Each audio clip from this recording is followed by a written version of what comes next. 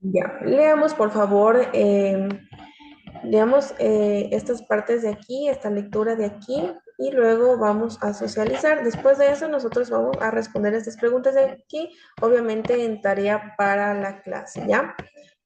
Lea, por favor, Ricardo. Ok.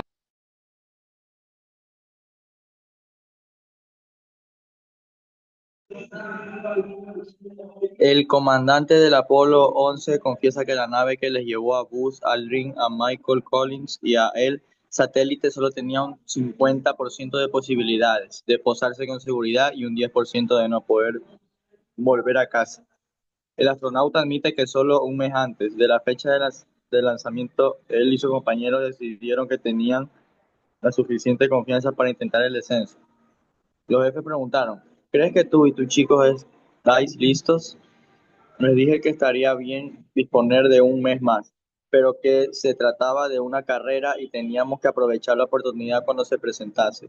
Relata otro momento especialmente angustioso para la tripulación, a los 12 minutos del descenso, cuando se percataron de que el piloto automático del módulo Eagle se disponía a tomar superficie sobre la ladera de un enorme cráter. El ordenador nos mostró dónde tenía intención de alunizar. Era una muy mala ubicación, al lado de un cráter de unos 100-150 metros de diámetro, con pendientes muy escarpadas y cubiertas de piedras de gran tamaño. Rememora aquellos instantes de máxima tensión. Armstrong se hizo cargo de la nave manualmente y logró aterrizar como si de un helicóptero se hubiese tratado, en una zona más propicia. Fue algo especial y memorable, pero instantáneo porque había trabajo que hacer. Comenta sobre su paseo lunar. No estábamos allí para meditar, estábamos allí para hacer las cosas, así que nos pusimos a ello. Ya, muy bien, gracias, Ricardo. Esta lectura es como una introducción para poder conocer a los astrónomos que de alguna manera han estado investigando nuestro planeta, ¿ya? O a raíz fuera de este. Vamos a responder estas preguntas de aquí, pero cuando terminemos la clase, ¿ya? Tenemos la acción del ser humano sobre la naturaleza. También tenemos una cortita lectura y luego vamos a ver otros temas. Esperemos que se aclare la página, ¿ya? Durante el último siglo, en efecto, de la acción del ser humano sobre el planeta Tierra ha sido muy considerable. Los científicos sostienen que no hay ecosistema que no haya sido afectado. El ser humano ha utilizado los recursos de la naturaleza y esto ha llevado a que se presenten modificaciones que en muchos casos son irreversibles y afectan significativamente al equilibrio naturales, porque han tomado de esta misma naturaleza para poder realizar otras cuestiones. ¿Ya? Tenemos cultura del buen vivir, la conciencia ambiental. Es una filosofía que se orienta a la conservación y mejora del estado de nuestro entorno. Busca una gestión sostenible de recursos, cambios en las políticas, pero sobre todo cambios en el comportamiento individual de las personas. Es decir, hay muchas personas que quieren cambiar este mundo con respecto al medio ambiente. Hay carreras, por ejemplo, ingeniería forestal, ingeniería agrónoma, para poder preservar, conservar la naturaleza. Pero ¿qué pasa? Esto viene a raíz del comportamiento individual. ¿Qué pasa si yo estudio estas ingenierías, pero no practico? Solamente voy a clases, a pasar las materias, pero no practico como persona. Quizás a empezar desde uno mismo, sobre todo a no botar la basura, en lugares que no son los adecuados, quizás en ríos, en lagunas, e inclusive en la calle, o botar chicles. Por ejemplo, cuando uno bota chicles, ¿qué pasa? ¿A quién más le afecta? A las palomas, ¿sí? A los pajaritos, a las aves, que van en busca de alimentos y piensan que es un granito de maíz, de canguil, etcétera, ¿ya? ¿Y qué pasa? Se quedan pegadas, el piquito se queda pegado en este chicle, ¿ya? Y después de tanto esfuerzo ellas pueden morirse. Eso pasa día a día. O cuando existe la bulla, este ruido sonoro en conciertos, de juegos también artificiales, ¿no? A muchas aves esto les afecta, el ruido es demasiado para ellas que ellas mueren porque se les revienta el oídito a estas aves. Entonces es muy complicado, es empezar desde uno mismo, empezar a educarnos sobre el medio ambiente. No sé si con ustedes lo vimos a reciclar, a reusar. No sé si con ustedes hablamos de este tema de las tres R's, perdón, y también, sobre todo, sembrar un árbol. Creo que cada individuo, cada ser humano que está en la faz de la tierra, poder sembrar este mismo, poder educarnos de cuán importante es poder tener un medio ambiente, incluso para dejarles a nuestros hijos, ¿verdad? Ahora bien, vamos a pasar a otro tema. A ver, esperemos un ratito que esto se aclare. Tenemos la agonía de los glaciares andinos. Lea, por favor, Ricardo.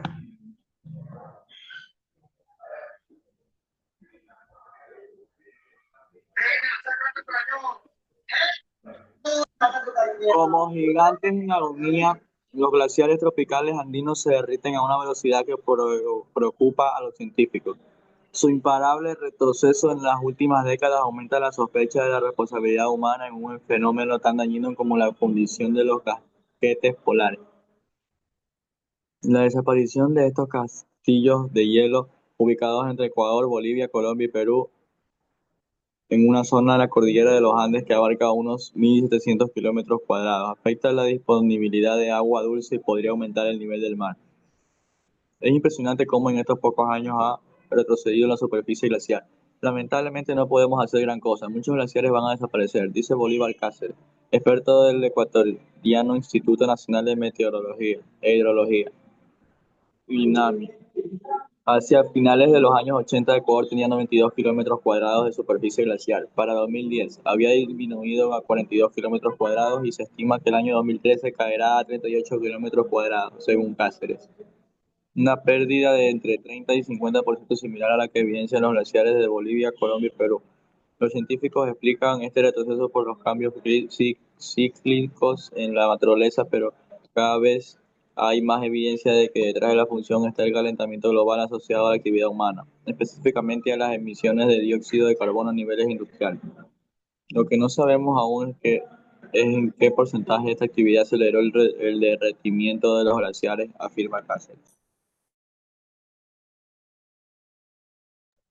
Muy bien, muchas gracias, Ricardo. No puedo escucharle bien, hay ruido de interferencia, así que vamos a socializar de nuevo. Ya igualmente, gracias por su participación. A ver, tenemos como gigantes en agonía, los glaciares tropicales andinos se derriten a una velocidad que preocupa a los científicos. Esto es muy preocupante que esto suceda. Esto significa que el calentamiento global está potente, ¿verdad? Su imparable retroceso en las últimas décadas aumenta la sospecha de la responsabilidad humana en un fenómeno tan dañino como la fundición de los casquetes polares. La desaparición de estos castillos de hielo ubicados entre Ecuador, entre Bolivia, Colombia y Perú, en una zona en la cordillera de los Andes que abarca unos 1.700 kilómetros cuadrados. Afecta a la disponibilidad de agua dulce y podría aumentar el nivel del mar. Ya ustedes saben cuán importante es para nosotros poder tener el agua dulce. Es un servicio para nosotros, ¿sí? Nosotros todos los días lo utilizamos. Entonces, esto es bastante preocupante. Es impresionante cómo en estos pocos años ha retrocedido la superficie glaciar. Lamentablemente no podemos hacer gran cosa.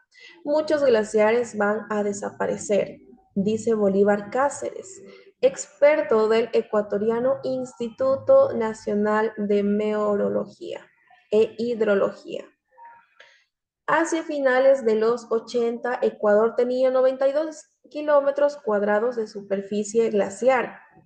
Para 2010 había disminuido a 42 kilómetros cuadrados y se estima que el año 2013 caerá en 38 kilómetros cuadrados.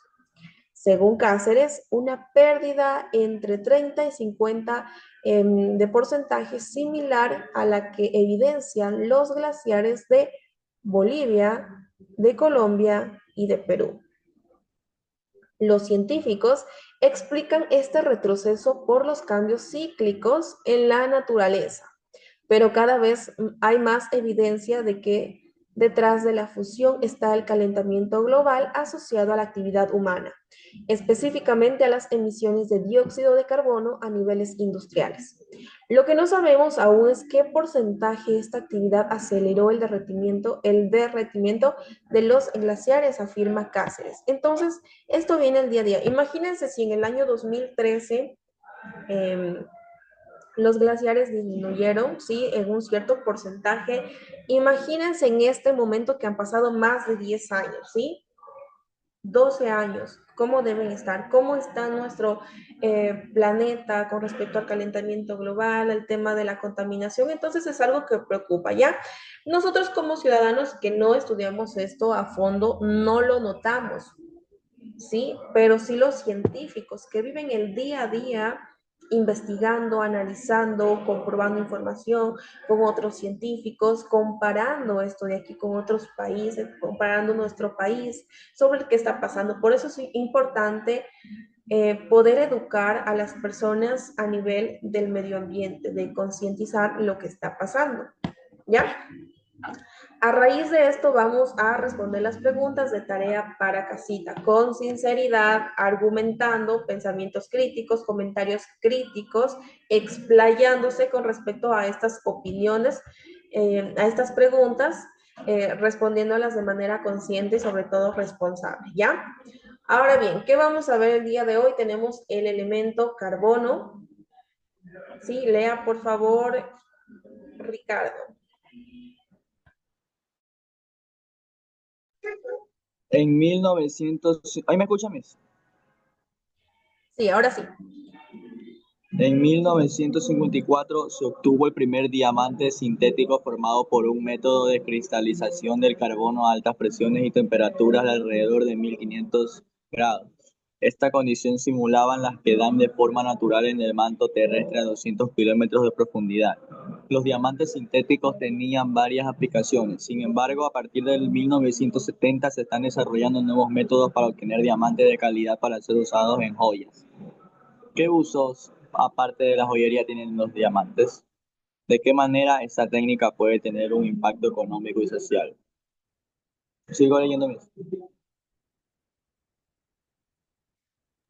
Sí, continúe, por favor. El carbono es un elemento no metálico que se encuentra en forma sólida a temperatura ambiente.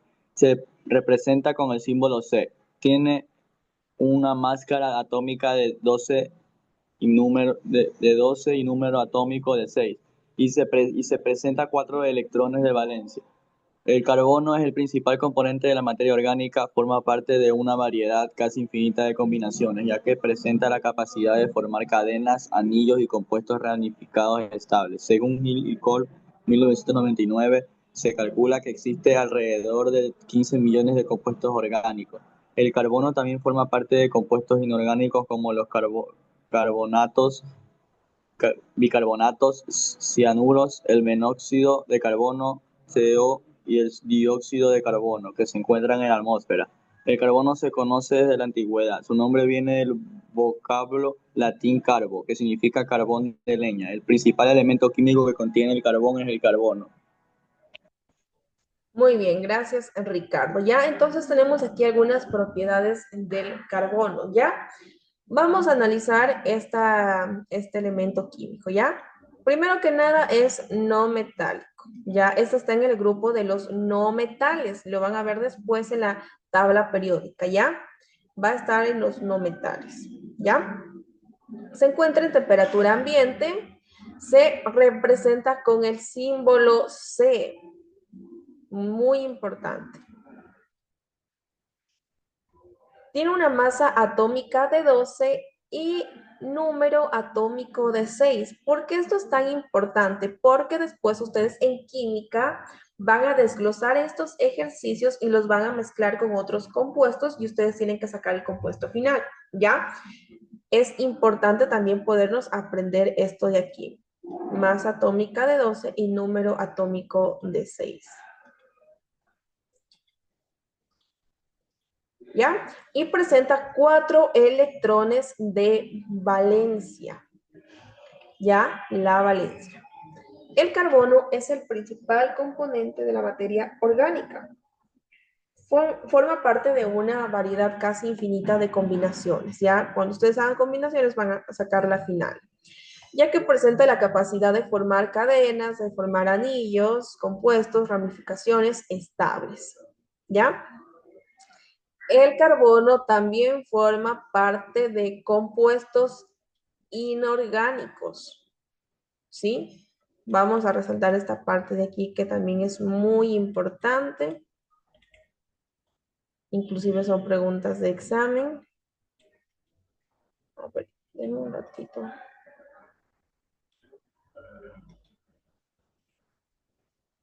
¿Ya? Como los carbonatos, bicarbonatos, cianuros, el monóxido de carbono, CO, y el dióxido de carbono que se encuentra en la atmósfera. El carbono se conoce desde la antigüedad. Su nombre viene del vocablo latín carbo, que significa carbón de leña. El principal elemento químico que contiene el carbón es el carbono, ¿ya?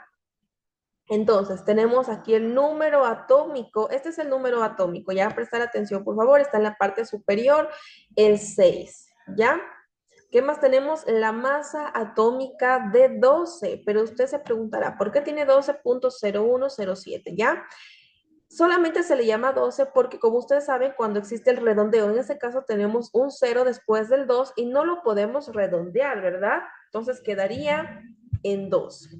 ¿Ya? ¿Entendido hasta ahí? Ya. Esto es muy importante que nosotros podamos analizar con respecto al carbono y por qué lo vamos a ir viendo poco a poco. Son demasiados elementos químicos que nos presenta la tabla periódica. Por favor, si es que desde antes usted, antes de ingresar al primero de bachillerato, lo puede o puede estudiar esta tabla periódica, hacerlo, por favor, porque es muy importante. Si usted quiere seguir alguna carrera después, ya sea de farmacéutica, lo que tenga que ver con química, le va a servir muchísimo tener estas bases desde el colegio. ¿Por qué se les ruega, se les pide de favor? Porque estamos de manera virtual y no sabemos cómo ustedes se están formando desde casa, ¿ya? Entonces, tener siempre presente la autonomía, la autoeducación también, porque una cosa es presentarle ya la materia, el material, y otra cosa es que usted se aprenda estos elementos químicos que son muy importantes después para continuar una carrera universitaria con afines de esta materia de aquí, ¿ya? Entonces, ¿qué hemos visto hoy? Algo sumamente ligero, sencillo, la lectura de los astrónomos. Ya tenemos esta de aquí, responder las preguntas de manera reflexiva, sobre todo con mucha responsabilidad y argumentando ya como una persona adulta que es, tomando la responsabilidad y sobre todo la seriedad del asunto. Tenemos acción del ser humano sobre la naturaleza, una pequeña lectura, tenemos la concientización ambiental, tenemos también otra lectura de la agonía de los glaciares, sobre todo en nuestro país. Tenemos una fuente. ¿Cuál es nuestra fuente aquí, Ricardo?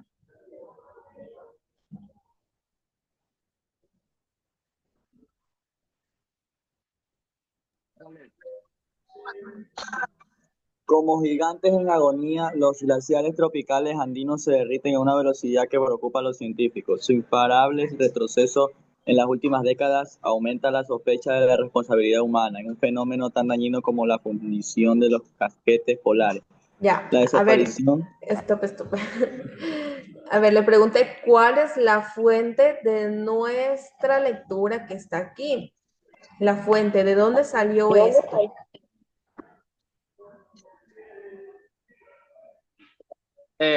escuché que tenía que leer. No. ¿Quién es la fuente? ¿Quién nos está diciendo eso? ¿Qué opiniones de quién tenemos para nosotros poder referirnos quizás después a una bibliografía? Pueden decir tal persona dijo esto, tal autor comentó. ¿Quién fue? ¿Quién es nuestra principal fuente en esta lectura?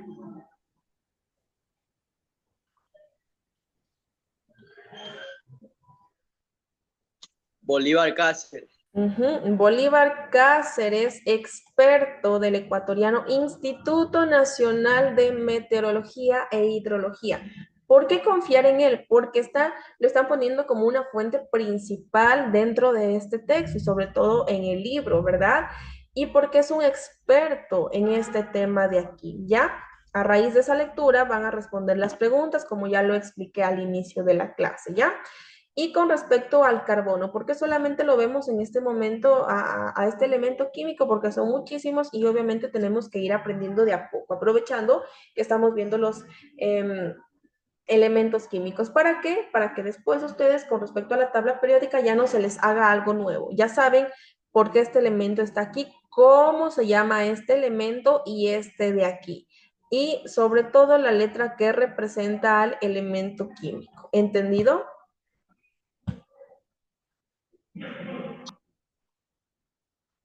¿Se entendió? Sí, Miss. Listo. ¿Alguna duda, pregunta, Ricardo, algo que acotar? No, Miss. Bien, si todo queda entendido, entonces hasta aquí vamos a dejar la clase. Nos vemos la siguiente semana. Si tiene alguna duda, alguna pregunta, algún comentario que hacer sobre alguna tarea, por favor, hacérmela saber a través del aula virtual. Yo siempre estoy pendiente a sus mensajes, ¿ya? Eso y Ricardo, por favor, presentar las tareas atrasadas y con un comentario diciendo que usted ingresó después, ¿ya? Para que esas tareas no sean calificadas sobre 8 sino sobre 10 porque ya he terminado de calificar las tareas y tengo que retroceder para volver a revisar quién me ha entregado las tareas. Entonces es importante que me dejen un comentario en el aula virtual que ya entregaron las tareas atrasadas y también la fecha de las tareas que entregaron. Es importante. ¿Se entendió, Ricardo? Sí, Miss. Está bien. Listo, Sí, Ricardo. Miss. Listo. Entonces nos vemos la siguiente clase. Que tengan un excelente fin de semana. Igual, Miss. Chao. Chao, Ricardo.